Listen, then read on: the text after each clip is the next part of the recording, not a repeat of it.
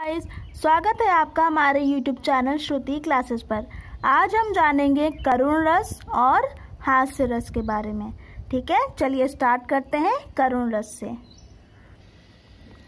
इस रस में किसी अपने का विनाश या अपने का वियोग, द्रव्य नाश एवं प्रेमी से सदैव बिछुड़ जाने या दूर चले जाने से जो दुख या वेदना उत्पन्न होती है उसे करुण रस कहते हैं, जहाँ पर पुनः मिलने की आशा समाप्त हो जाती है। इसका स्थायी भाव क्या है?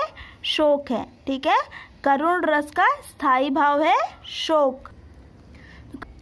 जिस भी काव्य को पढ़ने से प्रेमी के बिछुड़ जाने या दूर चले जाने से जो दुख की उत्पत्ति होगी उसी को हम क्या कहेंगे?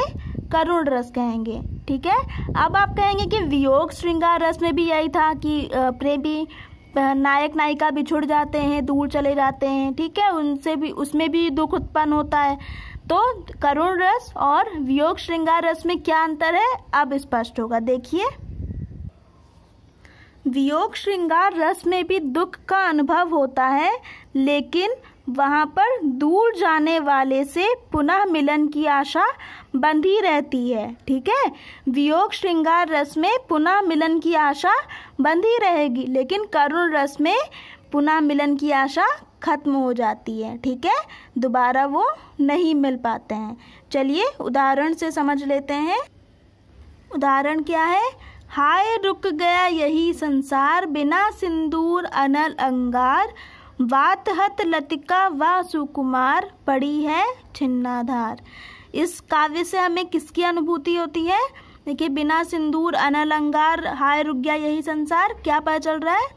करुण रस, किसी के दूर जाने की अनुभूति हो रही है ना, इसलिए यहाँ पे कौन सा रस है? करुण रस है। ठीक है, दूसरा उदाहरण क्या है हमारा? दुख ही जीवन की कथा रही, क्या कहूँ आज जो नहीं कही। ठीक है, यहाँ पे भी दुख ही और जीवन की कथा बताई जा रही है, तो यहाँ पे भी हमारा कौन सा रस होगा? करुण रस होगा। ठीक है गाइस, चलिए अब देख लेते हैं हम लोग हास्य रस। हास्य रस किसे कहते हैं? किसी व्यक्ति के विकृत आकार, वेशभूषा, वाणी और चेष्टा आदि से हास्य रस उत्पन्न होता है। जब किसी काव्य में विचित्र स्थितियों, किसी की वेशभूषा आदि का वर्णन किया जाता है और हास्य उत्पन्न होता है, वहाँ हास्य रस होता है। ठीक है, जिस भी काव्य को पढ़ने से हंसी उत्पन्न होगी वहाँ पे क्या होगा? हास्य रस होगा। इसका स्थायी भाव क्या होता है? हास होता है। ठीक है, इसका स्थायी भाव हास होता है। चलिए उदाहरण देख ले। पुनि पुनि मुनि उकसही अकुलाही, देखी दशा हर जन मुस्काही। इस काव्य का क्या अर्थ है? एक मुनि जी हैं जो यज्ञ कर रहे हैं और बहुत गर्मी पड़ने के कारण वो उकला रहे हैं। ठीक है, लेकिन कुछ कर नहीं पा रहे हैं क्योंकि वो यज्ञ में हैं। ठीक है, यज्ञ कर रहे हैं।